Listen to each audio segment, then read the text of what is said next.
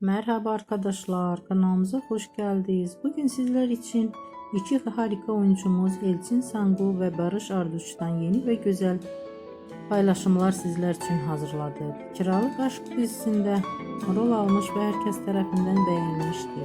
Biz de sizler için onların güzel ve romantik karelerini hazırladık. Bu videoların devamlı gelmesini istiyorsanız kanalımıza abone olup yorum yazmayı